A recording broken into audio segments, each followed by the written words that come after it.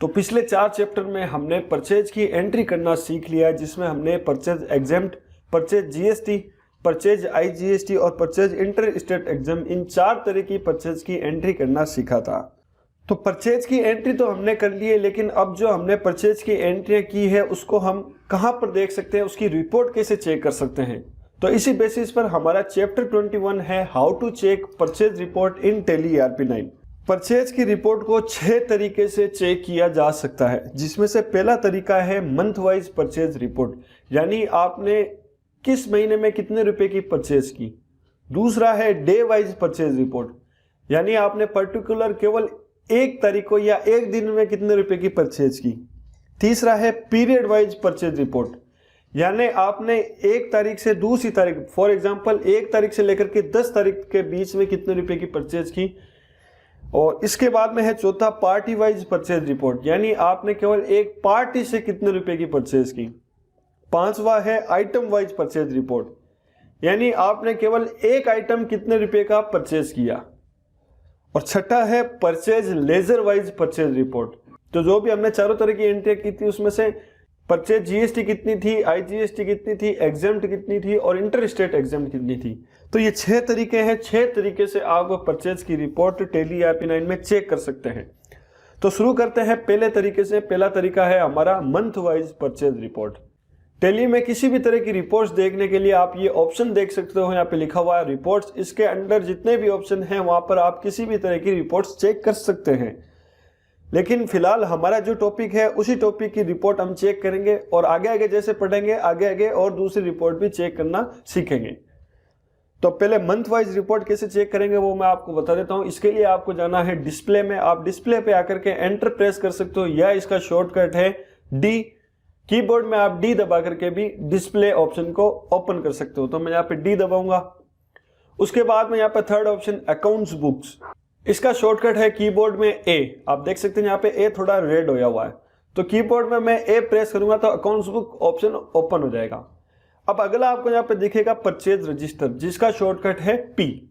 तो कीबोर्ड में मैं पी दबाऊंगा तो मेरा परचेज रजिस्टर भी ओपन हो जाएगा। तो इस तरह से हमारा परचेज रजिस्टर ओपन करने का शॉर्टकट जो है वो हो गया डी, ए और पी। तो गेटवे ऑफ टैली में आकर के अगर मुझे मान लीजिए परचेज रजिस्टर ओपन करना है तो कीबोर्ड में मैं डी, ए और पी दबाता हूं तो मेरा परचेज रजिस्टर ओपन हो जाता है। अब आप यहाँ पे देख सकते हैं कि अप्रैल से लेकर के मार्च तक सभी महीनों की लिस्ट, यहाँ पे सभी महीनों के नाम आपको दिख रहे हैं, और किस महीने में आपने कितने रुपए की परचेज की वो रिपोर्ट भी यहाँ पे आपके सामने आ रही है। फॉर एग्जाम्पल अप्रैल में 22,900 रुपए की, सितंबर में 13,900 रुपए की और जनवरी में 15,120 रुपए की हमने परचेज की है। तो मेक श्योर कि मैंने जो परचेज की एंट्री करने के लिए जो नोट्स दिए थे वो सभी आपने एंट्री कर लिए हैं। तो आपके यहाँ पे परचेज रिपोर्ट जो है अलग होगी, तो मैंने उन सभी की एंट्री नहीं की है, वो मैं अभी कर लूंगा। तो इसी को बोलते हैं मंथ वाइज परचेज। तो यहाँ पर जितने भी मंथ हैं उनके आगे लिखा हुआ है कि आपने इस महीने में कितने रुपए की परचेज की। अब देखते हैं डे वाइज परचेज रिपोर्ट, यानी मुझे केवल एक दिन की कितने रुपए की परचेज की वो देखनी है। तो मैं यहां पर एंटर दबाऊंगा। किसी भी महीने में मैं एंटर दबा सकता हूं, अप्रैल में, मई में, अक्टूबर में, नवंबर में। तो मैंने इस अक्टूबर में एंटर दबा दिया। अब मुझे देखनी है कि मैंने केवल 1 अप्रैल 2019 को कितने रुपए की परचेज की। तो उसके लिए फंक्शन बार में आपको एक ऑप्शन मिलेगा डेट, जिसका शॉर्टकट है F2। तो मैं कीबोर्ड में F2 दबाऊंगा और यहाँ पे जिस भी तारीख की मुझे परचेज देखनी है वो तारीख यहाँ पे टाइप कर दूंगा। For example 1/4/2019 and enter. तो अब मेरे सामने जो परचेज आएगी वो केवल 1 अप्रैल 2019 की परचेज होगी। तो ये है डे वाइज परचेज रिपोर्ट। आप किसी भी दिन की, फॉर एग्जांपल मुझे 2 तारीख की देखनी है तो F2 दबा करके 2/4/2019 टाइप करूंगा और एंटर कर दूंगा। तो यहाँ पे 2 तारीख की परचेज मेरे सामने आ जाएगी। अब बात करते हैं तीसरे पीरियड वाइज परचेज रिपोर्ट की, यानी मुझे 1 तारीख से लेकर के 10 तारीख तक की, 1 अप्रैल 2019 से लेकर के 10 अप्रैल 2019 तक की परचेज रिपोर्ट देखनी है। तो उसके लिए यहाँ पे फंक्शन बार में आपको एक ऑप्शन मिलेगा पीरियड, जिसका शॉर्टकट है Alt+F2। Alt के साथ में F2 दबाना है, तो Alt+F2 दबाऊंगा तो पीरियड ऑप्शन मेरा यहाँ पे ओपन हो जाएगा। अब जिस भी तारीख के बीच की आपको रिपोर्ट देखनी है वो यहाँ पे आपको टाइप करनी है। फॉर एग्जाम्पल फ्रॉम में मैं टाइप करूंगा 1/4/2019 यानी 1 अप्रैल से, और टू में मैं टाइप करूंगा 10/4/2019 यानी 10 अप्रैल तक। तो एंटर कर दूंगा। तो अब मेरे सामने जो रिपोर्ट आएगी वो आएगी 1 अप्रैल 2019 से 10 अप्रैल 2019। तो इस तरह आपको जो भी दूसरी तारीख के बीच की एंट्री देखनी है तो देख सकते हो। फॉर एग्जाम्पल Alt F2 दबाता हूं वापस 1 अप्रैल 2019 से 10 सितंबर 2019 तक, तो एंटर करूंगा। तो अब मेरे सामने जो रिपोर्ट आएगी वो 1 अप्रैल से लेकर के 10 सितंबर 2019 की रिपोर्ट होगी। अब चौथा बात करते हैं पार्टी वाइज परचेज रिपोर्ट, यानी हमने केवल एक पार्टी से कितने रुपए की परचेज की। तो उसके लिए हम गेटवे ऑफ टैली में आएंगे वापस और फिर से उसी पे जाएंगे हम डिस्प्ले और तीसरा ऑप्शन अकाउंट्स बुक, और अब हम यहाँ पे एंटर करेंगे लेजर पे जिसका शॉर्टकट है L। तो लेजर पे हमें यहाँ पे एंटर करना है। तो इसका शॉर्टकट हो गया डिस्प्ले के लिए D, अकाउंट्स बुक के लिए A और लेजर के लिए L। तो ये शॉर्टकट है DAL किसी भी लेजर की रिपोर्ट देखने के लिए। तो मान लीजिए मैं देखना चाहता हूं कि मैंने केवल SGE मार्ट से कितने रुपए की परचेज की, तो उसका लेजर यहाँ पे ओपन करूंगा, यहाँ पे टाइप करूंगा मैं SGE मार्ट, तो यहाँ पर मेरा ऑटोमेटिकली वो लेजर आ जाएगा और मैं यहाँ पे एंटर कर दूंगा। तो आप देख सकते हैं ये हमारा SG इलेक्ट्रोमार्ट का जो लेजर है वो ओपन हो चुका है और यहाँ पे तारीख बता रहा है 1 सितंबर से 1 जनवरी 2020। तो आज तक कितनी परचेज की वो देखने के लिए मैं फिर से यहाँ पे पीरियड लगाऊंगा Alt+F2 और 1/4 से लेकर के 1/4/2019 से लेकर के 31/3/2020, यानी पूरे एक साल में मैंने कितने रुपए की परचेज की। जैसे ही मैं एंटर दबाऊंगा तो पूरे साल की रिपोर्ट मेरे सामने आ जाएगी। तो इसका भी वही है कि अगर आप एक दिन की चेक करना चाहो तो एक दिन की भी चेक कर सकते हो, 10 दिन की चेक करना चाहो तो 10 दिन की भी चेक कर सकते हो। फॉर एग्जाम्पल मुझे अगर 10 दिन की देखनी हो तो Alt F2 दबाऊंगा 1/4/2019 से 10/4/2019 तक। तो जैसे एंटर करूंगा तो मेरे सामने केवल 10 दिन की रिपोर्ट आ जाएगी। तो 1 अप्रैल से लेकर के 10 अप्रैल तक मैंने इससे कोई भी माल नहीं खरीदा, इसलिए यहाँ पे रिपोर्ट नहीं आ रही है। तो इसी तरह आप दूसरे बाकी के जितने भी लेजर हैं उनकी भी रिपोर्ट चेक कर सकते हैं। जैसे यहाँ पे और भी दिया हुआ है Krishi Beej Bhandar, Bayer crop science, Agristar genetic private limited. तो आपने इन पार्टियों से जितनी भी परचेज की है, अगर आपको दूसरे लेजर की देखनी है तो आप यहाँ पे दूसरे लेजर की भी परचेज देख सकते हैं। फॉर एग्जाम्पल मैं एग्रीस्टार जेनेटिक प्राइवेट लिमिटेड को ओपन करता हूँ तो एग्रीस्टार जेनेटिक प्राइवेट लिमिटेड से कितनी परचेज की वो रिपोर्ट मेरे सामने आ जाएगी। तो आप देखते हैं 5वीं परचेज रिपोर्ट है हमारी आइटम वाइज परचेज रिपोर्ट, यानी हमने केवल एक पर्टिकुलर आइटम कितने रुपए का खरीदा वो हमें देखना है। तो उसके लिए फिर हमें जाना है डिस्प्ले में, डिस्प्ले के लिए मैं D दबाऊंगा कीबोर्ड में, और अब की बार हमें जाना है इन्वेंट्री बुक्स में। अकाउंट्स बुक में नहीं जाएंगे, अब जाएंगे हम इन्वेंट्री बुक्स में जिसका शॉर्टकट है I, और ओपन करेंगे स्टॉक आइटम को जिसका शॉर्टकट है S। तो इसका शॉर्टकट हो गया D डिस्प्ले के लिए, I इन्वेंट्री बुक्स के लिए और S स्टॉक आइटम के लिए। तो DIS इसका शॉर्टकट है। अब मान लीजिए मुझे यहाँ पे जितने भी आइटम होंगे सबकी आइटम की लिस्ट यहाँ पे आपके सामने आ जाएगी, और मुझे देखना है कि मैंने Vivo Y91 जो है वो कितना परचेज किया आज तक। तो उसके लिए मैं यहाँ पे टाइप कर सकता हूँ नेम ऑफ आइटम में VIVO Y91, तो ऑटोमेटिक मेरे सामने आ जाएगा जो भी आइटम होगा, और इस पर मैं करूँगा एंटर। तो अब यहाँ पे आप देख सकते हैं स्टॉक आइटम की मंथली समरी यहाँ पे खुल गई है। तो यहाँ पर भी अप्रैल से लेकर के मार्च तक पूरे महीनों की लिस्ट दी हुई है, और यहाँ पर आपने किस महीने में कितने रुपए का माल खरीदा वो बताएगा इस कॉलम में इनवर्ड्स, और कितने रुपए का माल बेचा वो बताएगा इस कॉलम में आउटवर्ड्स, यानी माल बेचा। और उसके बाद में आपके पास में कितना क्लोजिंग बैलेंस बचता है वो बताएगा इस कॉलम में, क्लोजिंग बैलेंस के कॉलम में। तो आप देख सकते हैं यहाँ पर हमने सितंबर में 2 पीस खरीदे थे जिसकी वैल्यू है 10,714 रुपये, और अभी तक हमने Vivo Y91 जो है एक भी नहीं बेचा है क्योंकि अभी तक हमने सेल की एंट्री नहीं की है। तो आउटवर्ड्स के कॉलम में कुछ भी नहीं आ रहा है, और क्लोजिंग बैलेंस इसका अभी तक बता रहा है 2 पीस, क्योंकि हमने अभी तक बेचा ही नहीं है, तो 2 पीस हमारे पास में स्टॉक में पड़े हैं। तो इस तरह आप item wise purchase report check कर सकते हो। अब हम चेक करेंगे आखिरी रिपोर्ट जिसमें हम देखेंगे purchase laser wise purchase report, यानी हमने 4 तरह की परचेज की थी, purchase exempt, purchase GST, purchase IGST और परचेज इंटर स्टेट एग्जेम्प्ट। तो इनको अलग अलग देखना चाहते हैं कि हमने परचेज GST कितनी की थी और परचेज IGST कितनी की थी। तो उसके लिए फिर से मैं जाऊंगा डिस्प्ले जिसका शॉर्टकट है D, और आऊंगा मैं अकाउंट्स बुक में जिसका शॉर्टकट है A, और फिर प्रेस करूंगा L लेजर के लिए जिसका शॉर्टकट है L। तो अब यहाँ पर मुझे देखना है परचेज एग्जेम्प्ट की रिपोर्ट केवल, तो मैं यहाँ पर टाइप करूंगा परचेज। अब देखिए यहाँ पे परचेज के चारों लेजर आ रहे हैं मेरे पास, परचेज एग्जेम्प्ट भी आ रहा है, परचेज जीएसटी भी, परचेज आईजीएसटी भी और परचेज इंटर स्टेट एग्जेम्प्ट भी। तो आपको जिसकी भी रिपोर्ट देखनी है सिंपली उस लेजर को ओपन कर लेना। जैसे परचेज जीएसटी की मुझे देखनी है तो परचेज जीएसटी पे मैं एंटर करूंगा तो मेरे सामने परचेज जीएसटी की जितनी भी परचेज होगी 1 अप्रैल से लेकर के 31 मार्च तक की वो सारी आ जाएगी। अब यहाँ पर भी आप चाहें तो डे वाइज चेक कर सकते हैं, मंथ वाइज भी चेक कर सकते हैं या पीरियड वाइज भी चेक कर सकते हैं। फॉर एग्जाम्पल मुझे 1 तारीख से लेकर के 10 तारीख तक की देखनी है तो यहाँ पे मैं फिर Alt+F2 दबाऊंगा तो 1/4/2019 से लेकर के 30/4/2019 तक एंटर करूंगा तो मेरे सामने 1 अप्रैल 2019 से लेकर के 30/4/2019 तक परचेज जीएसटी की जितनी भी परचेज होगी वो मेरे सामने आ जाएगी। तो मैंने 1 अप्रैल से लेकर के 30 अप्रैल तक किसी तरह की परचेज नहीं की है तो यहाँ पर मेरे सामने वो रिपोर्ट नहीं आई है। मैंने की थी 1 सितंबर को तो यहाँ पे मैं Alt+F2 दबा करके 1/9 से 30/9 अगर एंटर करता हूँ तो मेरे सामने यहाँ पर 1 सितंबर से लेकर के 30 सितंबर की जितनी भी परचेज रिपोर्ट है वो सामने आ गई है। तो इसी तरह आप बाकी के जितने भी परचेज के लेजर हैं जैसे purchase exempt, purchase GST, purchase IGST और परचेज इंटर स्टेट एग्जेम्प्ट, जिसकी भी आपको रिपोर्ट देखनी है वो आप चाहे तो देख सकते हैं। तो देखिए ये तरीके थे 6 तरीके जो परचेज की रिपोर्ट चेक करने के मैंने आपको बता दिए। अभी भी हम अगर चाहें तो और भी अलग अलग तरीके से फिल्टर लगा करके अलग अलग तरह से परचेज रिपोर्ट हम देख सकते हैं। तो फिलहाल जो बेसिक लेवल है परचेज रिपोर्ट चेक करने का वो मैंने आपको बता दिया और एडवांस लेवल में हम परचेज रिपोर्ट कैसे चेक कर सकते हैं वो मैं आपको आगे चल करके बताऊंगा। जैसे जैसे हमारे स्टडी का लेवल हाई हो जाएगा फिर हम हाई लेवल स्टडी ही करेंगे।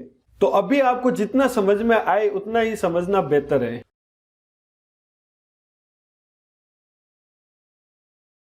तो हमारे कोर्स का चैप्टर 22 है how to edit and delete company ledger items and entry. देखिए पिछले चैप्टर्स तक हमने कंपनी भी क्रिएट करना सीख लिया है, लेजर भी क्रिएट करना सीखा है, आइटम भी क्रिएट करना सीखा है और एंट्री भी करना सीखा है।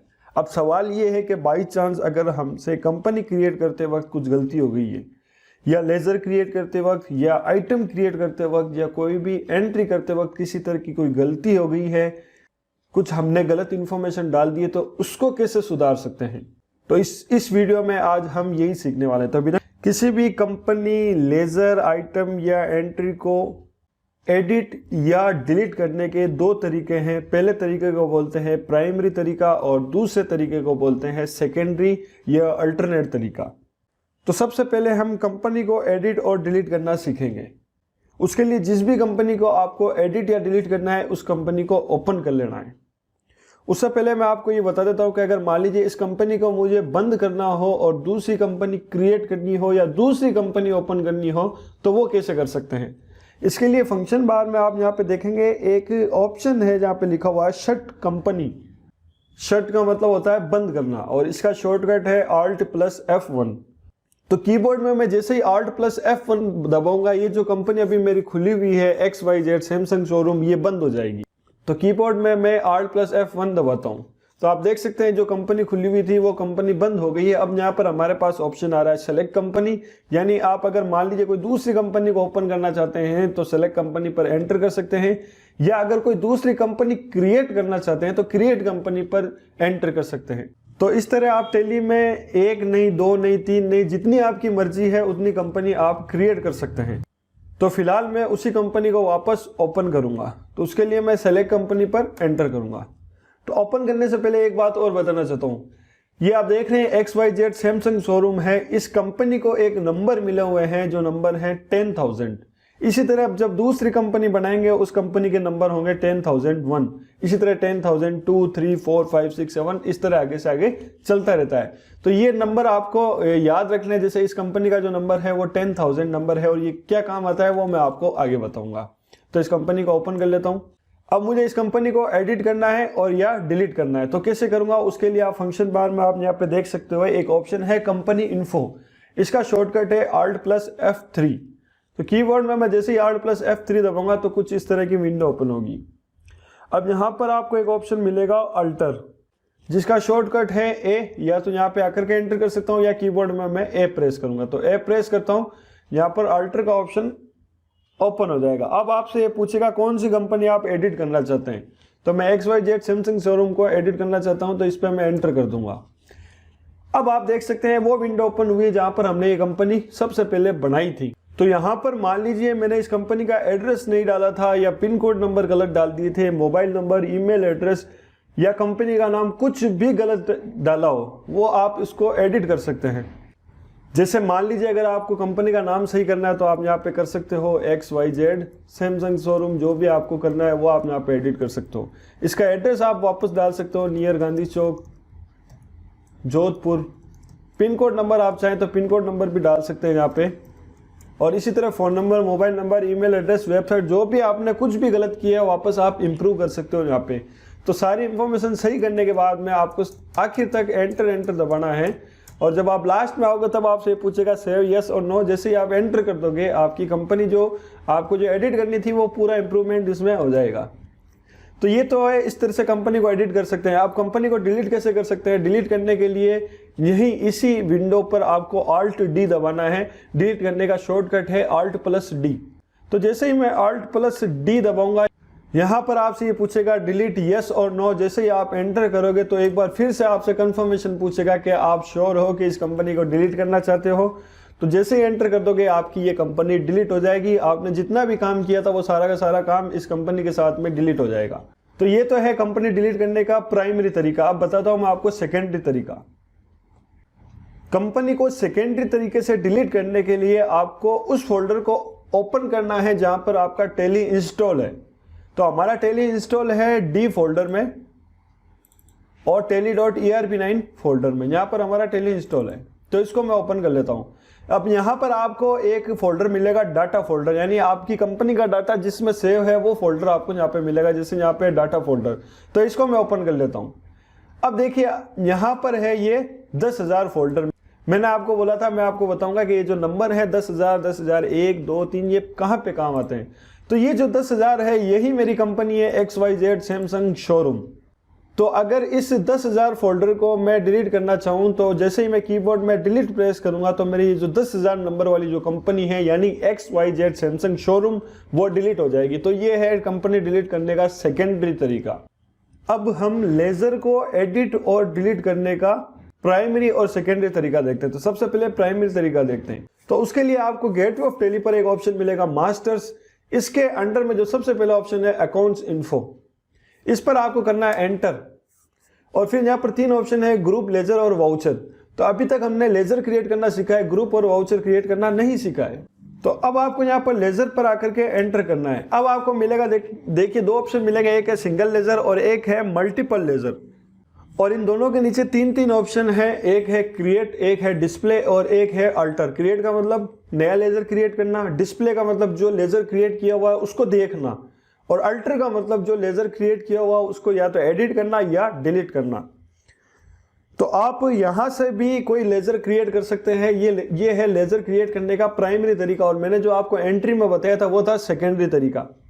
तो अब मान लीजिए कोई लेजर मुझे एडिट करना है या डिलीट करना है, उसके लिए मैं यहाँ पे सिंगल लेजर या मल्टीपल लेजर दोनों में से किसी एक को ओपन कर लूंगा, लेकिन मैं आपको सिंगल लेजर वाला जो है उसको रिकमेंड करूंगा कि आप इसको यूज करें।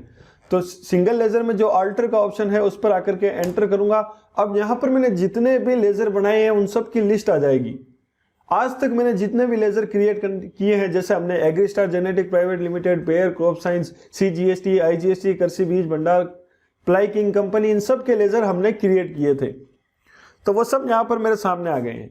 अब मान लीजिए जिसको भी मुझे एडिट या डिलीट करना है उस लेजर को मैं ओपन करूंगा। For example SGE Electromart India private limited, इसको मैं एडिट करना चाहता हूं। तो SGE Electromart India private limited, इसको ओपन कर लूंगा, एंटर करके इसको ओपन कर लूंगा। अब मान लीजिए इसका मैंने ग्रुप गलत ले लिया था, एड्रेस गलत टाइप कर दिया था या GST नंबर गलत टाइप कर दिया था, किसी भी तरह का कुछ भी इंप्रूवमेंट आप कर सकते हैं इसी विंडो पर। तो मान लीजिए मुझे इसका लेजर नाम चेंज करना है, तो मैं यहाँ SG इलेक्ट्रोमार्ट इंडिया प्राइवेट लिमिटेड यहाँ पे कर करके मैं एंटर कर दूंगा, तो मेरा यहाँ पे नाम चेंज हो जाएगा। इसी तरह अगर ग्रुप गलत ले लिया, मान लीजिए मैंने यहाँ पे सन्ड्री डेप्टर्स डाल दिया था और मुझे सन्ड्री क्रेडिटर्स करना है, तो मैं यहाँ पे सन्ड्री क्रेडिटर्स कर सकता हूँ। इसी तरह एड्रेस गलत डाल दिया तो एड्रेस सही कर सकता हूँ। Country, state, pin code GST number, कुछ भी गलत इंफॉर्मेशन डालिए वो यहाँ पे सही हो सकती है। तो इसमें भी सिंपली आपको क्या करना है, सारी इंफॉर्मेशन सही करने के बाद में आपको लास्ट में आकर के इसको वापस सेव कर देना है। जैसे ही आप सेव कर दोगे ये आपका लेजर जो है सेव हो जाएगा, इंप्रूवमेंट हो जाएगा। तो ये तो है एडिट करने का प्राइमरी तरीका। अब मैं बताता हूँ इसको डिलीट कैसे कर सकते हैं। डिलीट करने के लिए वही आपको शॉर्टकट है, इसको ओपन करके Alt+D दबाना है। तो जैसे Alt+D दबाओगे आपके सामने एक विंडो ओपन हो जाएगी, डिलीट येस और नो। लेकिन उससे पहले मैं आपको ये बात बता देता हूं कि कोई भी लेजर या कोई भी आइटम जिस पर आप एंट्री कर चुके हो, हमने SG इलेक्ट्रोमार्ट इंडिया प्राइवेट लिमिटेड की एक परचेज की एंट्री की थी, जब तक वो एंट्री आप डिलीट नहीं कर दोगे तब तक ये लेजर डिलीट नहीं होगा। आप समझ रहे हैं ना, लेजर क्यों डिलीट नहीं होगा? क्योंकि SG इलेक्ट्रोमार्ट इंडिया प्राइवेट लिमिटेड से एंट्री की हुई है। अगर मान लीजिए ये लेजर डिलीट हो जाता है तो मेरी जितनी भी एंट्रियां की हुई है उस पर गलत इफेक्ट पड़ेगा। इसलिए यहाँ पर Alt+D जो फंक्शन है वो काम ही नहीं करेगा। इसका मतलब सिंपल सी बात ये है कि अगर मान लीजिए आप कहीं पे Alt+D दबाते हैं और वो फंक्शन काम नहीं करता है, तो इसका मतलब सिंपल सी बात ये कि आपने उसको यूज करते हुए कहीं ना कहीं किसी ना किसी एंट्री में आपने उस लेजर को यूज किया है। चाहे वो परचेज की एंट्री में किया हो, चाहे सेल्स की, चाहे पेमेंट की, चाहे रिसिप्ट की, कोई भी एंट्री में आपने उस लेजर को यूज किया है, इसलिए वो डिलीट नहीं हो रहा है। तो सिंपल सी बात है, अगर हम इस लेजर को डिलीट करना चाहते हैं तो पहले उन सभी एंट्रियों को डिलीट करना पड़ेगा। और एंट्री को हम क्यों डिलीट करेंगे उसके लिए भी हमारे पास एक रीजन होना चाहिए कि मैं एंट्री को क्यों डिलीट करना चाहता हूं। तो इस तरह से हम लेजर को एडिट और डिलीट कर सकते हैं। ये है प्राइमरी तरीका। अब मैं आपको बताता हूँ सेकेंडरी तरीका। उससे पहले मैं आपको आइटम को एडिट करने का प्राइमरी तरीका बताता हूँ। तो लेजर और आइटम दोनों को एडिट करने का सेकेंडरी तरीका मैं आपको एक साथ ही बता दूंगा। तो अब मान लीजिए मुझे कोई आइटम है जो मैंने गलत बना दिया है, उसको मुझे एडिट करना है, तो किस तरह कर सकता हूँ? उसके लिए यहाँ पर आपको मास्टर के अंडर में एक ऑप्शन मिलेगा इन्वेंटरी इन्फो। ठीक है, आपको इस पर एंटर करना है। इन्वेंटरी इन्फो में क्या करना है, मुझे स्टॉक आइटम जो है उसको एडिट करना है। तो यहाँ पर आपको ऑप्शन मिलेगा स्टॉक आइटम, जिसका शॉर्टकट है आई। तो इस पर मैं एंटर करूंगा और यहाँ पे भी वही ऑप्शन है। अगर आप कुछ नया क्रिएट करना चाहते हैं तो क्रिएट कर सकते हैं, डिस्प्ले देखना चाहते हैं तो डिस्प्ले पर एंटर कर सकते हैं, या एडिट करना चाहते हैं तो अल्टर पर। तो मान लीजिए मुझे कोई आइटम एडिट करना है तो यहाँ पे मैं अल्टर पर एंटर करूंगा, तो मेरे सामने जितने भी आइटम मैंने आज तक बनाए हैं वो सब ओपन हो जाएंगे। अब इसमें से कोई भी आइटम मैं एक बार ओपन कर लेता हूँ। ये वही विंडो जहां पर हम जिस तरह हमने आइटम क्रिएट करना सीखा था। तो अब यहां पर भी आप आइटम को एडिट कर सकते हैं। चाहे आपने आइटम का नाम गलत डाल दिया है तो आप यहाँ पे चेंज कर सकते हैं। ग्रुप अगर आपने गलत डाल दिया तो ग्रुप भी चेंज कर सकते हैं। ये जैसे ये आइटम का नाम है, मैं यहाँ पे कर देता हूँ बीटेल CE51। तो मान लीजिए मैंने ये आइटम का नाम चेंज कर दिया। इसी तरह ग्रुप मान लीजिए ये 12% का आइटम है और मैंने गलती से 18% डाल दिया, तो यहाँ पे 12% पे आकर के हम एंटर कर सकते हैं। लेकिन यूनिट को हम एक बार कोई आइटम बनाने के बाद में अगर एक बार कोई आइटम की एंट्री कर दी तो यूनिट को हम चेंज नहीं कर सकते। अगर मान लीजिए ये बीटेल CE51 है जो पीस में आता है और हमने किलोग्राम में ले लिया और उसमें कोई एंट्री कर दी, तो अब मैं चाहता हूं कि किलोग्राम को हटा करके पीस करना चाहता हूं। तो उसके लिए आपने जितनी भी बीटेल C51 को यूज करते हुए जितनी भी परचेज की एंट्री की या सेल की एंट्री की है उन सबको डिलीट करना पड़ेगा। उसके बाद में ही आप यूनिट को चेंज कर सकते हो, उससे पहले नहीं कर सकते। अब इसी तरह मान लीजिए मैंने इसके HSN नंबर या GST डिटेल गलत डाल दिए तो वो भी यहाँ से हम चेंज कर सकते हैं। तो इसमें भी किसी भी तरह का इंप्रूवमेंट किया जा सकता है। तो आपको सिंपली इसमें भी एडिट करके इसको वापस दोबारा से सेव कर देना है और जैसे ही आप लास्ट में आओगे ये आपसे पूछेगा सेव यस और नो। तो जैसे ही आप एंटर करोगे आपका आइटम भी जो है एडिट हो जाएगा। आपने जिस भी तरह की गलती की है वो इंप्रूवमेंट हो जाएगा। और डिलीट अगर करना हो तो आइटम को भी डिलीट करने के लिए यहाँ पर Alt+D दबाना पड़ता है, लेकिन यहाँ पे भी Alt+D का फंक्शन जो है वो काम नहीं करेगा। रीजन ये है कि हमने बीटेल CE51 आइटम की एंट्री की हुई है। इसलिए अगर आपको ये आइटम डिलीट करना है तो सबसे पहले परचेज की एंट्री डिलीट करनी पड़ेगी।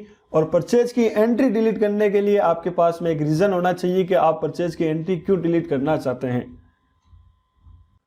तो ये था लेजर और आइटम को एडिट करने का या डिलीट करने का प्राइमरी तरीका। अब मैं आपको बताता हूं सेकेंडरी तरीका। सेकेंडरी तरीका क्या है कि मान लीजिए हम कोई भी एंट्री कर रहे हैं, जैसे मैं यहाँ पे परचेज की एंट्री कर रहा हूं और परचेज की एंट्री करते करते जैसे मैंने यहाँ पे कोई भी इनवॉइस नंबर डाल देता हूँ और यहाँ पर मैं एक लेजर लेता हूँ एग्रीस्टार जेनेटिक प्राइवेट लिमिटेड।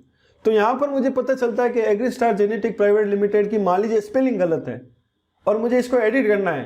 तो प्राइमरी तरीके अगर आप यूज करते हो तो उसके लिए आपको सबसे पहले वापस गेटवे ऑफ टैली में जाना पड़ेगा, फिर आपको वापस अकाउंट इन्फो में जाना पड़ेगा, फिर लेजर में जाना पड़ेगा, फिर आपको अल्टर में जाना पड़ेगा, तब जाकर के आप कोई इस लेजर को एडिट कर सकते हो।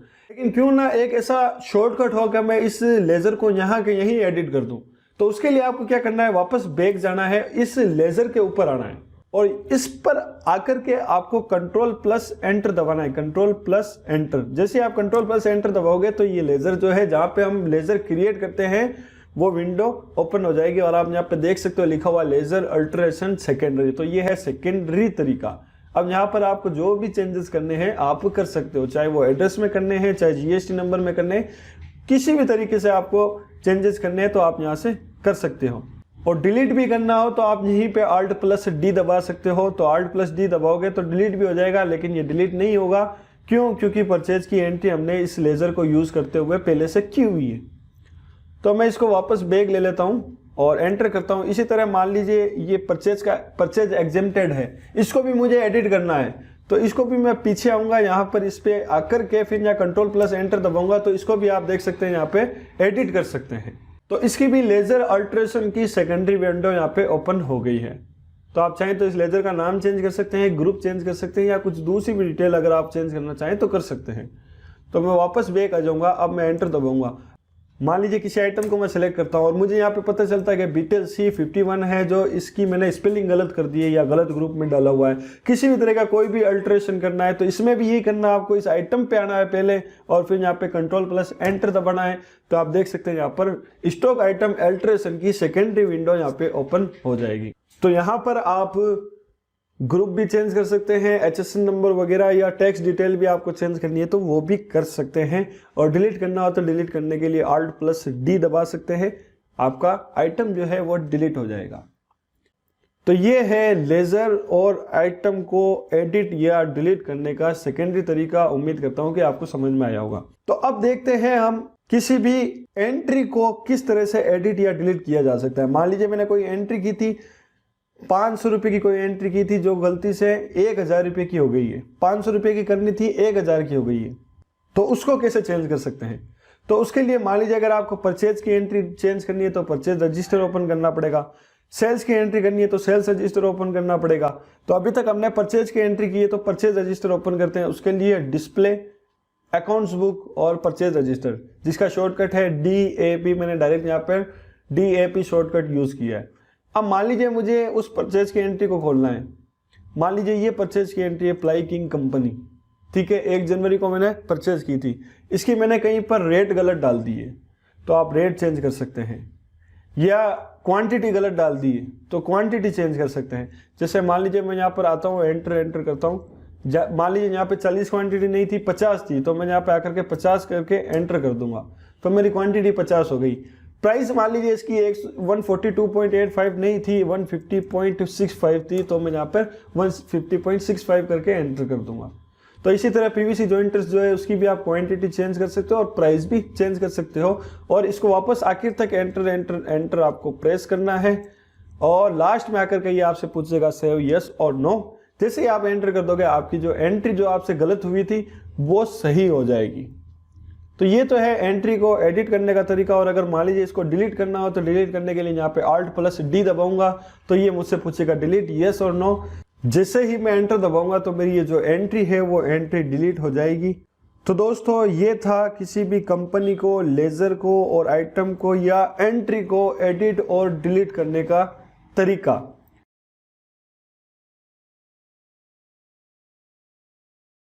तो यहां से शुरू हो रहा है हमारे कोर्स का chapter 23 type of sales in Tally ERP 9। जिस तरह परचेज की एंट्री टैली ERP 9 में 4 तरीकों से की जाती है, उसी तरह सेल्स की एंट्री भी 4 तरीकों से की जाती है। तो टैली ERP 9 में सेल्स की एंट्री करने के 4 तरीके हैं, जिसमें पहला है सेल्स एग्जेम्प्ट, दूसरा है सेल्स GST, तीसरा है सेल्स IGST और चौथा है सेल्स इंटर स्टेट एग्जेम्प्ट। तो सेल्स एग्जेम्प्ट का मतलब क्या हो गया ऐसे आइटम जिन पर कोई टैक्स नहीं लगता और जो हम खुद के ही राज्य में बेचते हैं, जैसे मैं राजस्थान का हूँ, राजस्थान के ही किसी कस्टमर को ऐसा आइटम बेचा जिस पर कोई टैक्स नहीं लगता, तो वो है सेल्स एग्जेम्प्ट। इसी तरह सेल्स जीएसटी। सेल्स जीएसटी का मतलब है कि ऐसा आइटम जिस पर टैक्स लगता हो, जो हम किसी अपने ही सेल्फ स्टेट में किसी कस्टमर को बेचते हैं। जैसे मैं राजस्थान का हूं और मैंने राजस्थान के ही किसी कस्टमर को ऐसा आइटम बेचा जिस पर 5, 12, 18 या 28% में से कोई भी टैक्स लगता हो, तो उसको बोलते हैं सेल्स जीएसटी। इसी तरह सेल्स आईजीएसटी। सेल्स आईजीएसटी का मतलब हो गया कि ऐसा आइटम जिस पर 5, 12, 18 या 28% कोई भी टैक्स लगता हो और उसे हम अपने स्टेट में ना बेच करके किसी दूसरे स्टेट वाले को बेचते हैं। जैसे मान लीजिए मैं राजस्थान का हूँ, मैंने पंजाब के किसी कस्टमर को ऐसा आइटम बेचा जिस पर 5, 12, 18 या 28% में से कोई भी टैक्स लगता हो, तो उसको बोलते हैं सेल्स आईजीएसटी। और फिर है last sales inter state exempt, यानी ऐसा आइटम जिस पर कोई भी टैक्स नहीं लगता और हम किसी दूसरे स्टेट में माल बेचते हैं। जैसे मैं राजस्थान का हूं और मैंने महाराष्ट्र के किसी कस्टमर को ऐसा आइटम बेचा जिस पर कोई भी टैक्स नहीं लगता, इस तरह की सेल्स को बोलते हैं सेल्स इंटर स्टेट एग्जेम्प्ट। तो ये 4 ही तरीके हैं सेल्स की एंट्री करने के, और 4 ही तरीके हम सीखेंगे। इसके अलावा भी और दूसरे तरीके होते हैं, लेकिन अभी फिलहाल हमारे कोर्स में यही है। बाकी के जो तरीके हैं वो हम आगे के एडवांस लेवल में सीखेंगे। तो अब यहाँ पर एक बात का हमें ध्यान रखना है कि देखिए, हम केवल उन ही आइटम को बेच सकते हैं जिनको हमने खरीदा हो, यानी जो आइटम हमने खरीदा है उसे ही तो बेचेंगे, दूसरे किसी भी आइटम को नहीं बेचेंगे। यानी जो आइटम मैंने खरीदा ही नहीं है तो उसको बेच कैसे सकते हैं। तो यहाँ पर क्या चीज ध्यान रखनी है कि अब जब भी हम आइटम डालेंगे तो अब हमें आइटम क्रिएट नहीं करना पड़ेगा। हम उसी आइटम को सेलेक्ट करेंगे जिस आइटम को हमने खरीदा है, उसी आइटम को सेलेक्ट करके एंट्री करेंगे ताकि वो जो हमने आइटम खरीदा है वो हमारे स्टॉक से कम हो जाए। तो अब हमें यहाँ पर क्या आइटम क्रिएट करने की जरूरत नहीं पड़ेगी, आइटम हमने ऑलरेडी क्रिएट कर लिए हैं।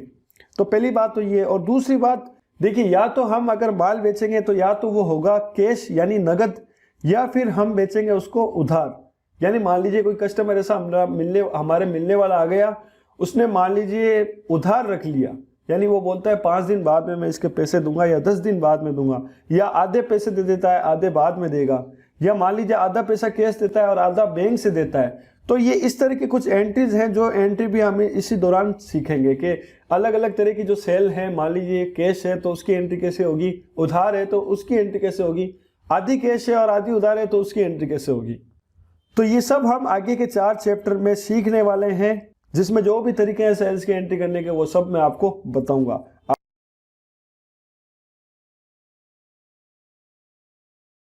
तो यहां से शुरू कर रहे हैं हम हमारे कोर्स का chapter 24 sales entry of exempted items. वो आइटम बेचेंगे जिसके आइटम पर कोई भी टैक्स नहीं लगता है और जो हम हमारे ही शहर में या किसी अपने दूसरे शहर में यानी अपने सेल्फ स्टेट में बेचते हैं, उसकी एंट्री करना हम सीखेंगे। और ऐसे सेल को हम सेल्स एग्जेम्प्ट कहते हैं। देखिए, शुरू करने से पहले इस चैप्टर से रिलेटेड कुछ टॉपिक पर बात कर ली जाए।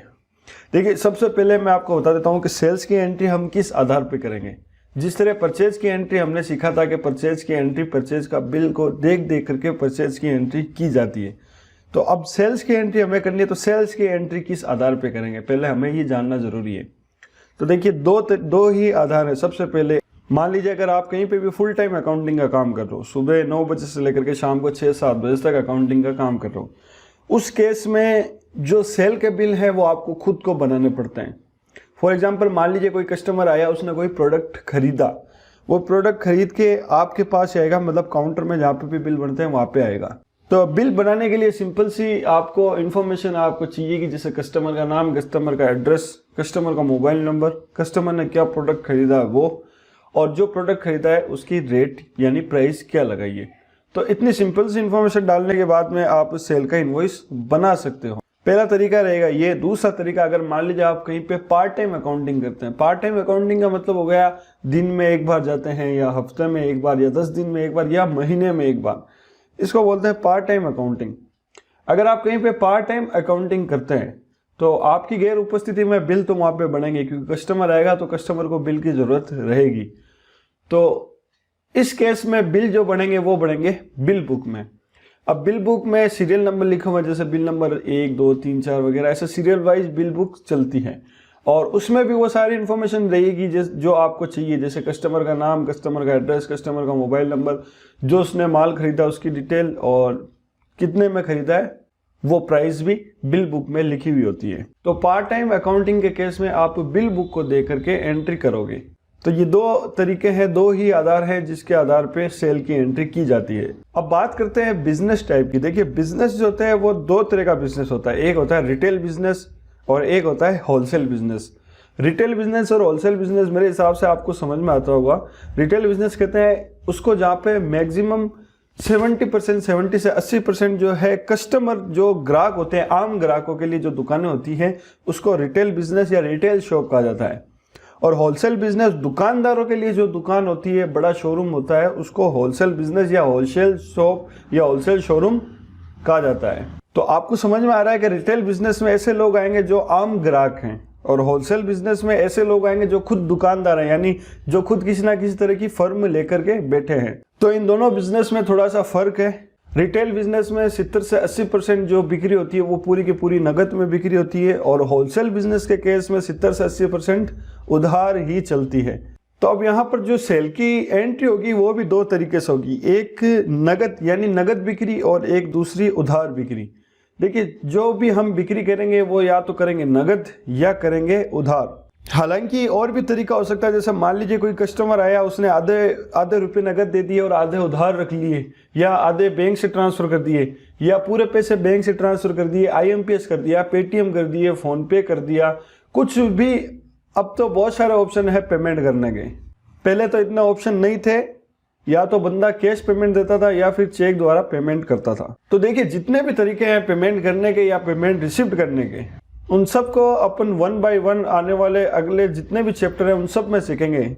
हम कोई भी टॉपिक को नहीं छोड़ेंगे। तब तक के लिए आप थोड़ा सा पेशेंस यानी थोड़ा सा इंतजार करना और आने वाले हर एक चैप्टर को देखते जाइए, आपका हर एक कॉन्सेप्ट क्लियर होता जाएगा। और मेरे हिसाब से एक साथ सारी चीजें नहीं सीखनी चाहिए, 1 बाय 1 स्टेप बाय स्टेप एक एक टॉपिक को समझना चाहिए। तो अब हम यहाँ पे सेल की पहली एंट्री करना सीखेंगे।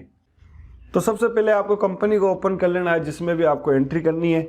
उसके बाद में आपको जाना है अकाउंटिंग वाउचर में एंट्री करने के लिए। तो मैं यहाँ पे कीबोर्ड में V प्रेस करूँगा और सेल की एंट्री करने के लिए आपको सेल का वाउचर ओपन करना है। मान लीजिए अगर मेरे पेमेंट का वाउचर है तो सेल की एंट्री करने के लिए सेल का वाउचर ओपन करना है, जिसके लिए आप फंक्शन बार में यहाँ पे देख सकते हो लिखा हुआ है सेल्स, जिसका शॉर्टकट है F8। अभी तक हम परचेज की एंट्री कर रहे थे जिसका शॉर्टकट था F9। तो अब मैं F8 प्रेस करूंगा, मेरे सेल्स का वाउचर ओपन हो जाएगा। तो अब 1 बाय 1 इन्फॉर्मेशन इसमें फिल करेंगे, क्या क्या इन्फॉर्मेशन अपने से मांग रहा है। तो ये मान लीजिए आपके सामने एक बिल बुक पड़ी है जो इस तरह की है, ठीक है। अब इसमें सबसे पहले तारीख लिखी हुई है, इनवॉइस डेट 1 अप्रैल 2019। तो हमें सबसे पहले सेल वाउचर में तारीख देखनी, तारीख लगी हुई है 2 मार्च 2020। तो तारीख चेंज करनी है। तारीख चेंज करने के लिए फंक्शन बार में F2 डेट का ऑप्शन है, आपको कीबोर्ड में F2 दबाना है और यहाँ पे तारीख कर देनी है 1/4/2019 एंड एंटर। तो तारीख हमारी चेंज हो चुकी है। उसके बाद में बिल बुक में बिल नंबर, ये बिल नंबर है 001। तो मैं वापस टैली में आऊँगा और यहाँ पे 001 कर दूंगा एंड एंटर। अब डालना है मुझे पार्टी अकाउंट नेम, मतलब मैंने जिस पार्टी को माल बेचा उस पार्टी का नाम यहाँ पे डालना है। तो देखिए यहाँ पे मैंने माल बेचा मुकेश कुमार को, जो है कैश, आगे लिखा हुआ है कैश। तो यहाँ पर एक बात मैं आपको बता देता हूँ, जब भी अपन किसी भी पार्टी को नगद माल बेचते हैं तो यहाँ पर उसका लेजर बनाने की ज़रूरत नहीं है। इस लिस्ट में डायरेक्ट आपको एक लेजर मिल जाएगा जिस लेजर का नाम है कैश। जब भी नगद बिक्री करेंगे तो सीधा पार्टी अकाउंट नेम में हम डालेंगे कैश और करेंगे एंटर। अब जिस भी पार्टी ने माल खरीदा है उस पार्टी का नाम, एड्रेस और मोबाइल नंबर हम इस शीट में डालेंगे। जैसे यहाँ पे बायर्स का मतलब है बायर्स, जिस खरीदने वाले का नाम, तो यहाँ पर मैं नाम लिख दूंगा मुकेश कुमार एंड एंटर। अब उसका एड्रेस यहाँ पे उसका शांति विलास जोधपुर, ठीक है। तो मैं यहाँ पे लिख दूंगा शांति विलास जोधपुर एंड एंटर। अब इसके मोबाइल नंबर भी यहाँ पे दिए हुए हैं तो मोबाइल नंबर भी मैं यहाँ पे डाल देता हूँ 9828282424, ठीक है। तो मोबाइल नंबर इसके हो जाएंगे। अब एंटर करूँगा आगे और एंटर करूँगा। इसकी कंट्री इंडिया, स्टेट राजस्थान में हम सप्लाई कर रहे हैं, तो प्लेस ऑफ सप्लाई भी यहाँ पे राजस्थान, स्टेट राजस्थान आ जाएगा और place of supply Rajasthan. Place of supply का मतलब होता है हमने कहाँ पर माल बेचा, यानी जो माल बेचा उसकी सप्लाई कहाँ पे की, तो राजस्थान में ही हमने इसकी सप्लाई की है। एंटर करेंगे जीएसटी रजिस्ट्रेशन टाइप, यहाँ पर 4 ऑप्शन है, पहला कंपोजिशन, दूसरा कंज्यूमर, तीसरा रेगुलर और चौथा अनरजिस्टर्ड। 1 बाय 1 समझा देता हूँ। कंपोजिशन का मतलब हो गया, मैंने आपको बताया था फर्म जो होती है वो 2 तरह की होती है, एक होती है रेगुलर और एक होती है कंपोजिशन। तो अगर मान लीजिए कोई बंदा फर्म के नाम से बिल बनवाता है और आपको जीएसटी नंबर देता है, तब आपको ये पूछना पड़ता है कि आपकी फर्म कंपोजिशन में है या रेगुलर में है। तो अगर मान लीजिए वो बोलता है कि कंपोजिशन में है, तब आपको लेना है कंपोजिशन। अगर फर्म के नाम से बिल बनवाता है और जीएसटी नंबर देता है तो यहाँ पे आ जाएगा कंपोजिशन। और दूसरा है कंज्यूमर, यानी बंदा अगर अपने इंडिविजुअल नाम से बिल बनवा रहा है, जैसे यहाँ पे मुकेश कुमार जो है एक इंडिविजुअल नाम है, तो ये हमारा एक कंज्यूमर है यानी कस्टमर है, तो हम यहाँ पर इसके लिए सिलेक्ट करेंगे कंज्यूमर। उसके बाद में तीसरा है हमारे पास में रेगुलर। रेगुलर का मतलब हो गया अगर बंदा कोई फर्म के नाम से बिल बनवाता है और जीएसटी नंबर देता है, और अगर वो फर्म जो है वो रेगुलर फर्म है, तब हमें यहाँ पे सिलेक्ट करना है रेगुलर। और चौथा ऑप्शन है अनरजिस्टर्ड, यानी बंदा अगर फर्म के नाम से बिल बनवाता है लेकिन फर्म रजिस्टर्ड नहीं है, यानी जीएसटी में रजिस्टर्ड नहीं है, उसके पास में जीएसटी नंबर नहीं है, तो आपको डालना है अनरजिस्टर्ड में। तो ये चारों ऑप्शन अपन 1 बाय 1 आगे वाले जितने भी चैप्टर हैं सेल की एंट्रियों में सीखेंगे। तो अभी के लिए हमारा मुकेश कुमार जो है ये कंज्यूमर है, हम कंज्यूमर को सिलेक्ट करके एंटर कर देंगे। तो अब यहाँ पे देख सकते हैं, यहाँ पे पार्टी अकाउंट नेम में मैंने लेजर जो लिया है वो कैश का लेजर लिया है, लेकिन जिसने भी माल खरीदा उसकी डिटेल मैंने यहाँ पर डाल दी है। तो ये बात आपको ध्यान में रखनी है, अगर कैश में बिक्री की जाती है तो पार्टी का लेजर बनाने की जरूरत नहीं है, सीधा आप पार्टी अकाउंट नेम में कैश ले सकते हो। अब अगला है सेल्स लेजर।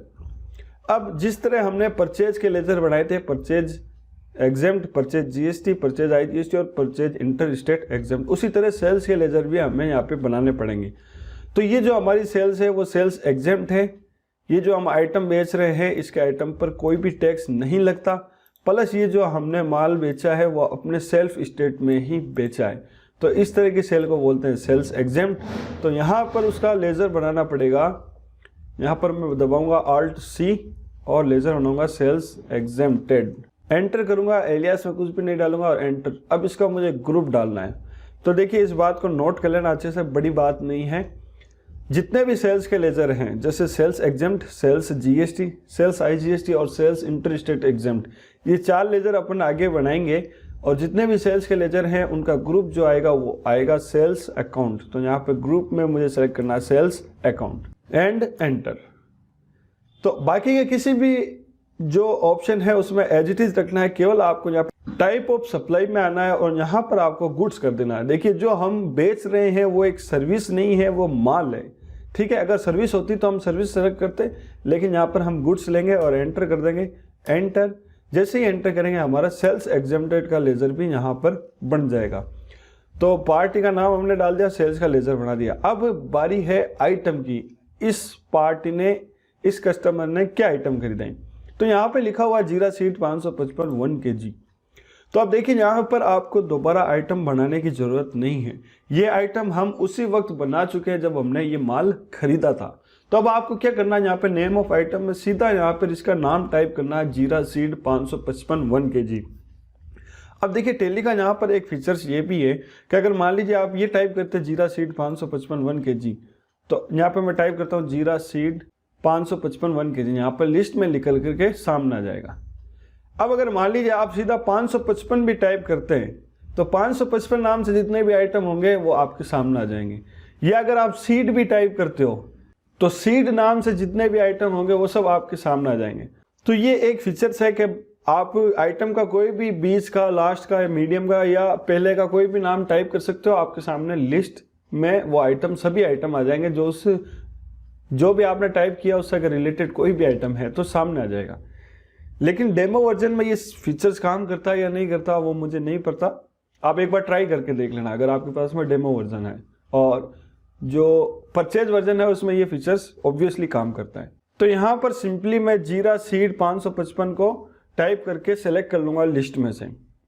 तो यहाँ पर मैं एंटर करूँगा, जीरा सीड 555 1 kg।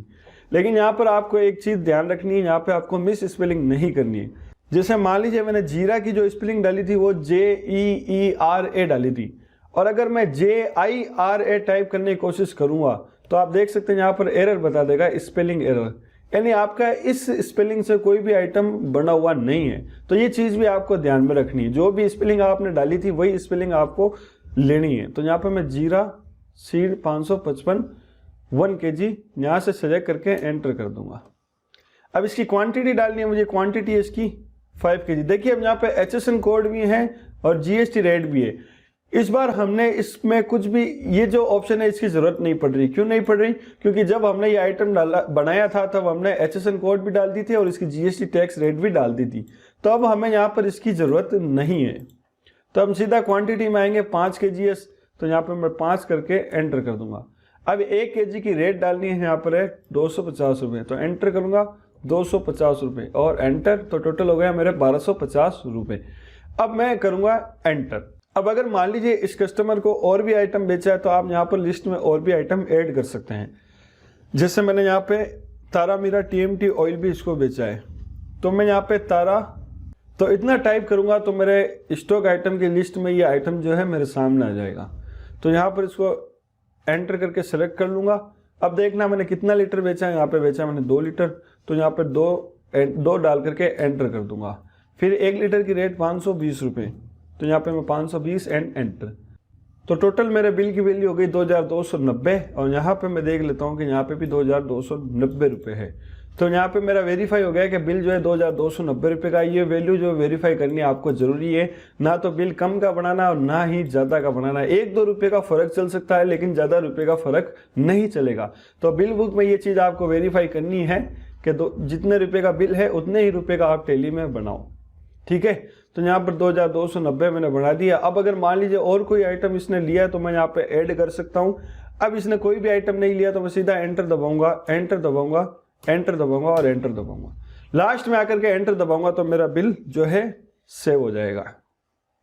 तो यहाँ पर एक हिंट मैं आपको दे देता हूँ। अगर मान लीजिए आपको ये पता नहीं है कि ये जो आइटम मैं बेच रहा हूँ वो GST वाला आइटम है या फिर एग्जेम्प्टेड आइटम है, अगर आपको पता नहीं है, आप कंफ्यूज हो, तो अगर मान लीजिए अगर इस आइटम में SGST और CGST में लगाता हूं तो यहाँ पर SGST और CGST टैक्स नहीं लगेगा।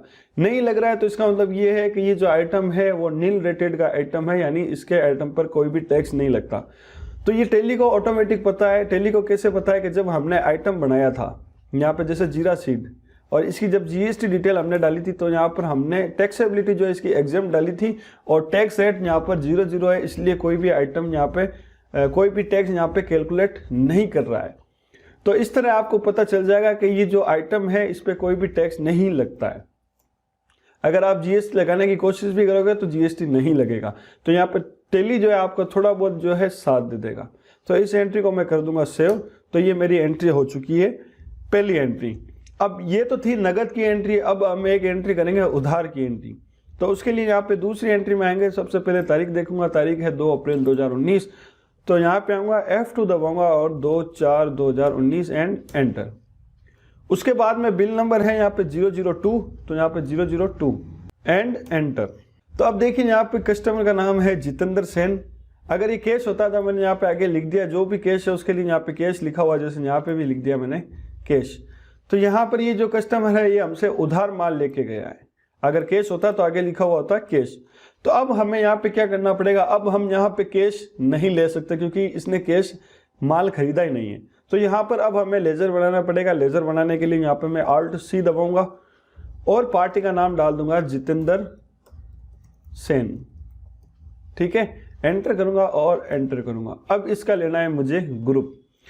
तो अब इस तरह के जो भी कस्टमर होंगे उसका ग्रुप क्या आएगा, तो इस बात को नोट कर लेना, दिमाग में बैठा लेना, कोई बड़ी बात नहीं है। जो भी पार्टी हमसे उधार माल खरीदती है, मतलब जो कस्टमर हमसे उधार माल खरीदता है वो हमारा देनदार है, क्योंकि उसने हमसे माल खरीदा और वो माल के बदले में हमें पैसे देगा। तो इसको बोलते हैं देनदार। और देनदार को इंग्लिश में या टैली की लैंग्वेज में कहते हैं सन्ड्री डेटर्स, ठीक है। तो यहाँ पर ग्रुप में आपको लेना है सन्ड्री डेटर्स। तो यहाँ पर सन्ड्री डेटर्स आपको लेकर के एंटर कर देना है। ये दोनों जो ऑप्शन है maintain balance bill bye bill और इन्वेंटरीज वैल्यू आर अफेक्टेड, इसको नो करना है, एंटर कर देना है। नेम इसका ये रहेगा जितेंद्र सेन और इसका डालना है एड्रेस अगर आपके पास में है जैसे नायक बस्ती नागौर तो यहाँ पे नायक बस्ती एंटर नागौर और एंटर। अगर मोबाइल नंबर दिए तो यहाँ पे थर्ड लाइन में आप मोबाइल नंबर भी डाल सकते हो जैसे 94। मैं इसको कॉपी कर लेता हूँ Ctrl+C और पेस्ट करूँगा Ctrl+Alt+V। तो ये हो गया इसके मोबाइल नंबर। एंटर करूँगा कंट्री इसकी इंडिया, स्टेट इसका राजस्थान, पिन कोड नंबर अगर है तो डाल दीजिए 341001, एंटर। प्रोवाइड बैंक डिटेल इसको नो रखेंगे, पेन आईटी नंबर इसको भी ब्लैंक रखेंगे।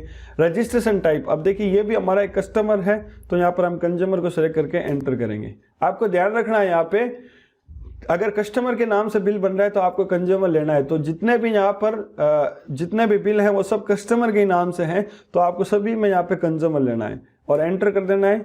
सेट ऑल्टर जीएसटी डिटेल इसको नो करना है और एंटर। तो आप देख सकते हैं यहाँ पर हमने कैश का लेजर ना लेते हुए एक नया लेजर बना दिया जो जितेंद्र सेन के नाम से है। तो अब एंटर करेंगे, यहाँ पर भी इसकी डिटेल ऑटोमेटिक आ जाएगी बायर्स डिटेल में। तो एंटर करते हुए इसको आगे बढ़ेंगे। अब हमें लेना है सेल्स का लेजर, तो सेल्स का लेजर ये भी जो सेल्स है वो सेल्स एग्जेम्प्टेड ही है, तो अब दोबारा से हमें सेल्स एग्जेम्प्टेड का लेजर बनाना नहीं है, इसी लेजर को सिलेक्ट करके एंटर करना है। अब इसने आइटम क्या खरीदा है, इसने खरीदा है सरपास 7007। तो मान लीजिए यहाँ पे मैं अगर स्पेलिंग मिस स्पेलिंग करता हूँ, सरपास की स्पेलिंग है SUR और अगर मैं SAR टाइप करता हूँ SAR तो यहाँ पे ये आइटम नहीं आएगा, स्पेलिंग एरर बता देगा और मुझे मालूम नहीं पड़ रहा है कि मैंने स्पेलिंग क्या लिखी है। तो यहाँ पे मैं क्या कर सकता हूँ, यहाँ पे सीधा 7007 टाइप कर सकता हूँ। तो यहाँ पे जैसे ही मैं 7007 टाइप करूँगा तो मेरे सामने वो ऑटोमेटिक आइटम आ जाएगा और मुझे पता चल जाएगा कि सरपास की जो मैंने स्पेलिंग लिखी थी वो थी SUR। तो मैं सीधा इस लिस्ट में से इसको सेलेक्ट करके एंटर कर सकता हूँ। अब इसकी क्वांटिटी डालनी, क्वांटिटी मैंने ली थी 10 पीस और एंटर। एक पीस की रेट है 490 रुपये और एंटर। तो 4900 ही हो गया। फिर एंटर करूँगा दूसरा आइटम जीरा सीड 555 1 kg। तो यहाँ पे भी मान लीजिए मैं जीरा की JIRA टाइप करता हूँ तो यहाँ पे मेरे से मिस स्पेलिंग हो रही है, तो मैं क्या करूँगा सीधा 555 टाइप करूँगा। तो यहाँ पे 555। अब यहाँ पे देख सकते हैं 555 के दो हैं, एक तो बाजरा गुहा और एक जीरा सीड, तो मैं जीरा सीड 555 को सिलेक्ट कर लूँगा। तो यहाँ पे मैं फिर से बता देता हूँ कि ये फीचर्स शायद डेमो वर्जन में काम करे या नहीं करे, मुझे नहीं पता, आप एक बार ट्राई करके देख लेना। फिर इसकी क्वांटिटी 4 किलो इसकी क्वांटिटी है तो 4 एंड एंटर। अब यहाँ पे रेट इसने जो पिछली बार हमने बेचा था वो 250 रुपये में बेचा था, तो ऑटोमेटिक यहाँ पे 250 रुपये रेट उठा ली। जैसा कि आप यहाँ पे देख सकते हैं हमने यहाँ पे जीरा सीड 250 रुपये में बेचा था, लेकिन इस कस्टमर को हमने 290 रुपये में बेचा है। तो किसी कस्टमर से हम ज़्यादा भी ले सकते हैं, किसी से कम भी ले सकते हैं, वो कोई बड़ी बात नहीं है। तो यहाँ पर मैं 290 रुपये डाल करके एंटर कर दूंगा। तो टोटल बिल मेरा हो गया 6060 का। यहाँ पे भी मुझे चेक करना है, ये बिल मेरा 6060 रुपये का हो गया है। तो ये बिल हमारा कंप्लीट हो चुका है। अगर एक और आइटम है तो यहाँ पे हम डाल सकते हैं, क्योंकि अब तीसरा आइटम नहीं है तो हम इस बिल को आगे कंटिन्यू करेंगे। एंटर एंटर एंटर करते हुए आखिर तक आएंगे और एंटर कर देंगे तो ये बिल हमारा जो है दूसरा बिल भी बन चुका है। तो देखिए यहाँ पर हमने सेल की एंट्री करना सीखा है। सबसे पहले सेल्स एग्जेम्प्टेड की एंट्री करना सीखा है। दूसरी बात, अगर नकद में माल बेचेंगे तो किस तरह एंट्री करनी है वो भी मैंने आपको बता दिया है, और अगर उधार में माल बेचेंगे तो उसकी एंट्री किस तरह करनी है वो भी मैंने आपको बता दिया है। तो यहाँ पर नकद और उधार दो तरह की एंट्री करना सीखा है। प्लस ये जो जितना भी माल है वो हमने एक कस्टमर को बेचा है, कंज्यूमर, ठीक है, कि कोई भी यहाँ पे फर्म नहीं है, आपको सभी को रजिस्ट्रेशन टाइप में कंज्यूमर लेना है और इसका मोबाइल नंबर एड्रेस वगैरह लिखे हुए हैं, तो आपको सारा इन्फॉर्मेशन आपको डालनी है। तो इस तरह हम सेल्स एग्जेम्प्टेड की एंट्री कर सकते हैं। जितने भी आपको आगे नोट्स दिए हुए हैं उस नोट्स को देख देख करके आपको सारी एंट्री करनी है, और इन नोट्स की लिंक जो है आपको इस वीडियो के डिस्क्रिप्शन में मिल जाएगी, आप वहां से जाकर के ये नोट्स डाउनलोड कर सकते हैं।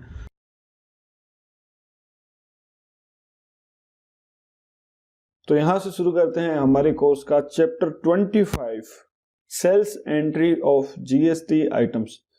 तो आज के इस चैप्टर में, इस वीडियो में हम सेल्स की एंट्री करना सीखेंगे ऐसे आइटम की जिस आइटम पर जीएसटी लगता हो, चाहे वो 5% हो, 12% हो या 18 या 28, चार में से कोई भी जीएसटी लगता हो, और जो हम हमारे सेल्फ स्टेट में ही बेचेंगे, और ऐसी सेल को हम बोलते हैं सेल्स जीएसटी। तो सबसे पहले आपको टैली ओपन करके कंपनी को ओपन कर लेना है जिसमें भी आपको एंट्री करनी है, उसके बाद में एंट्री करने के लिए सिंपली जाना है अकाउंटिंग वाउचर में। एंट्री जितनी भी एंट्री होती है वो सब इसी में होती है, तो मैं यहाँ पे एंटर करूंगा।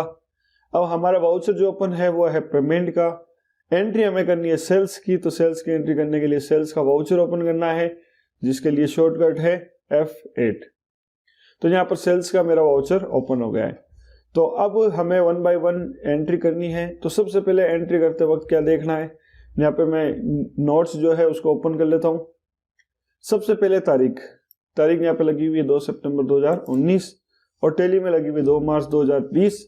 तो यहाँ पर तारीख चेंज करने के लिए मैं कीबोर्ड में F2 दबाऊंगा और यहाँ पे कर दूंगा 2/9/2019 एंड एंटर। तो तारीख हमारी यहाँ पे चेंज हो चुकी है। उसके बाद में मैं देखूंगा अगला ऑप्शन क्या है, यहाँ पे बिल नंबर। तो बिल नंबर है यहाँ पे 016, यहाँ पे मैं डाल देता हूँ 016 एंड एंटर। अब पार्टी का नाम, जिस पार्टी ने आपसे माल खरीदा है उसका यहाँ पे लेजर डालना है। तो यहाँ पर माल खरीदा है जैन ट्रेडर्स नाम की एक फर्म है, लेकिन यहाँ पे माल खरीदा है कैश। तो अब यहाँ पे सिंपली क्या करना है, पार्टी अकाउंट नेम में हम जैन ट्रेडर्स का लेजर नहीं बनाएंगे। अगर जैन ट्रेडर्स हमारे से उधार माल लेके गया होता तब हम उसका यहाँ पे लेजर बनाते। अब जबकि इसने उधार माल नहीं खरीदा है तो इस लिस्ट में से हम कैश का जो लेजर है उसको सेलेक्ट करके एंटर करेंगे, या फिर यहाँ पे डायरेक्ट में टाइप कर सकता हूँ CASH एंड एंटर। तो कैश हो गया। अब बाकी की बायर डिटेल जो है हमें यहाँ पर इस कॉलम में डालनी है। सबसे पहले बायर का नाम है जैन ट्रेडर्स, तो यहाँ पर मैं लिख देता हूँ जैन ट्रेडर्स एंड एंटर। उसके बाद में इसका एड्रेस इसका है फोर्ट रोड नागौर, तो यहाँ पे fort road Nagaur and enter. Mobile number भी दिए हुए हैं यहाँ पे, तो यहाँ से मैं सीधा कॉपी कर लेता हूँ Ctrl+C एंड Ctrl+Alt+V। तो ये मोबाइल नंबर भी यहाँ पे पेस्ट हो गए। तो नाम, एड्रेस और मोबाइल नंबर हमने डाल दिया। एंटर करूंगा, फिर एंटर करूंगा कंट्रीज की इंडिया, स्टेट राजस्थान हो जाएगा। प्लेस ऑफ सप्लाई भी इसकी राजस्थान रहेगी और GST रजिस्ट्रेशन टाइप के कॉलम में आएंगे। अब यहाँ पर मैंने आपको बोला था 4 तरह के GST रजिस्ट्रेशन टाइप है, चारों के बारे में मैंने चैप्टर 24 में बताया था। तो अब यहाँ पर इसका आप देख सकते हो GST नंबर दिए हुए हैं। अगर कोई इंडिविजुअल कस्टमर के नाम से बिल बनवाता है तो वो तो है कंज्यूमर में जाएगा, और अगर कोई GST नंबर देता है तो या तो वो रेगुलर है या फिर कंपोजिशन है।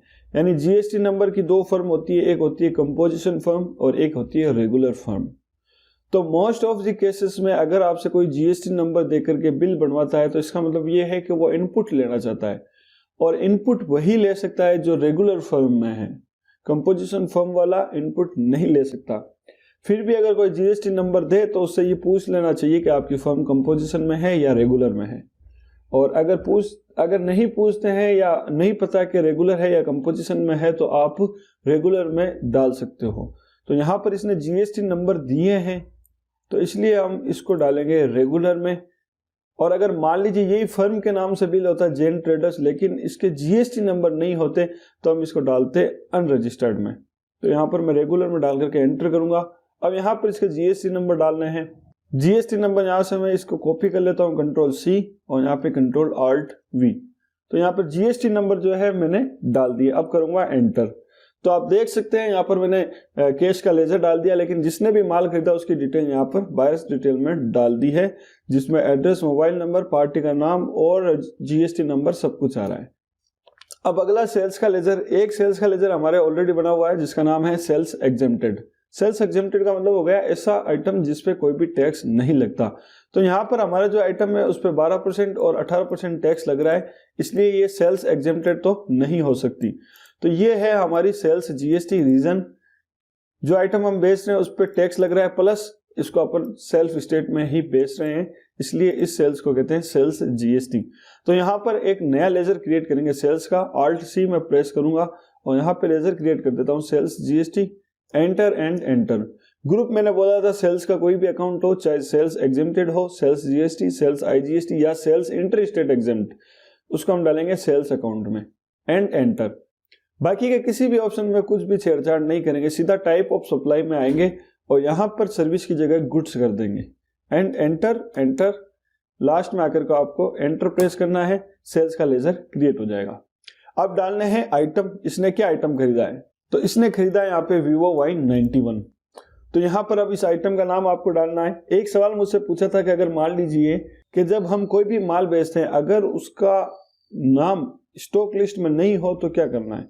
देखिए, अगर आप कोई भी माल बेच रहे हो और उस स्टॉक लिस्ट में उस आइटम का नाम नहीं है तो आप उस माल को नहीं बेच सकते। रीजन, उसकी परचेज की एंट्री करना पहले जरूरी है। अगर आपने कोई माल खरीदा होगा तब ही आप उसको बेच सकते हो। अगर आपने कोई माल खरीदा ही नहीं है, उसकी परचेज की एंट्री की ही नहीं है, तो आप उसको सेल कैसे कर सकते हो। तो अगर आप कोई आइटम बेच रहे हो तो इसका मतलब ये जरूर है कि आपने वो आइटम खरीदा होगा, या फिर आप चेक कर लीजिए कि आपने उस आइटम की परचेज की एंट्री कर ली है या नहीं कर ली है। तो पहले परचेज की एंट्री करो, परचेज की एंट्री में स्टॉक आइटम ऑटोमेटिक क्रिएट हो जाएगा और उसकी एंट्री हो जाएगी। फिर यहाँ पर उसका नाम भी आ जाएगा। तो यहाँ पर नेम ऑफ आइटम में डाल देता हूँ Vivo Y91 एंड एंटर। अब क्वांटिटी मुझे डालनी है, सिंपली क्वांटिटी इसने लिया है 1 पीस, यहाँ पे 1 पीस की टैक्सेबल रेट। टैक्सेबल रेट का मतलब हो गया वो वैल्यू जिस पर टैक्स लगेगा। तो यहाँ पे 5803.57, एंटर एंड एंटर। फिर से एंटर दबा दूंगा। अगर और कोई आइटम लिया तो यहाँ पर मैं ऐड कर दूंगा। यहाँ पे इसने बीटेल C51 भी लिया है तो यहाँ पर मैं बीटेल C51 एंड एंटर। आगे इसने एक क्वांटिटी ली है और एक क्वांटिटी की टैक्सेबल रेट है 1016.94। तो एक quantity 1016.94 and enter enter. Total value हो गई 6820.51। यहाँ पे भी मेरी टोटल वैल्यू है 6820.51। अब अगर मान लीजिए और कोई आइटम लिया इसने तो यहाँ पर हम और आइटम ऐड कर सकते हैं। अब जबकि इसने 2 ही आइटम लिए तो अब सीधा एंटर दबा करके इस लाइन से नीचे आ जाएंगे। अब यहाँ पर हमें SGST और CGST लगाना है। तो इसके यहाँ पर SGST और CGST लगाना है। SGST और CGST का लेजर हम पहले ही बना चुके हैं, दोबारा नहीं बनाएंगे। जब हमने परचेज की एंट्री की थी तब SGST और CGST का लेजर बनाया था। तो यहाँ पर मैं simply SGST enter, automatic tax calculate हो जाएगा। फिर एंटर करूंगा CGST and enter, automatic tax calculate हो जाएगा। फिर एंटर करूंगा, अब राउंड ऑफ का फॉर्मूला लगा दूंगा ROUND, round of and enter. Round of भी ऑटोमेटिक हो जाएगा। अगर आपको ऑटोमेटिक नहीं हो रहा तो आप मैनुअली भी डाल सकते हो। तो ऑटोमेटिक आप यहाँ पे 0.03 भी टाइप कर सकते हो और ऑटोमेटिक राउंड ऑफ लगा सकते हो। तो अब यहाँ पर टोटल बिल मेरा हो गया 7700 का और यहाँ पे भी टोटल बिल है 7700 रुपए का। तो ये है GST की एंट्री। इस तरह आपको कोई भी GST की एंट्री करनी है। बस यहाँ पे पार्टी अकाउंट नेम में आपको ध्यान रखना है कि अगर किसी ने माल उधार लिया है, कैश नहीं लिया, जैसे यहाँ पे आप देख सकते हो ये जो है सतीश गौड़, इसने कैश नहीं लिया, इसने उधार लिया है। तो अब जय हनुमान ज्ञान गुण सागर, जय कपीस तिहु लोक उजागर, रामदूत अतुलित बल।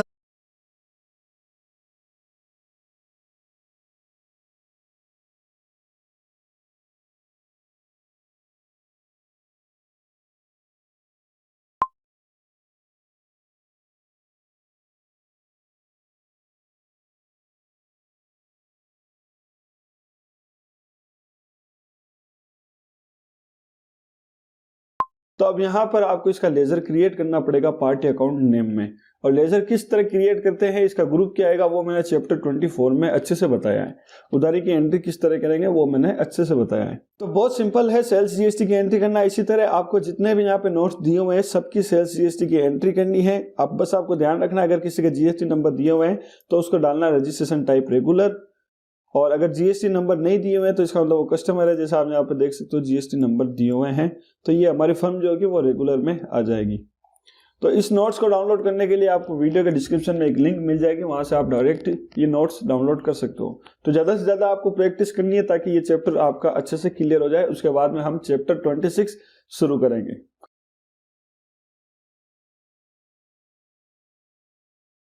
शुरू कर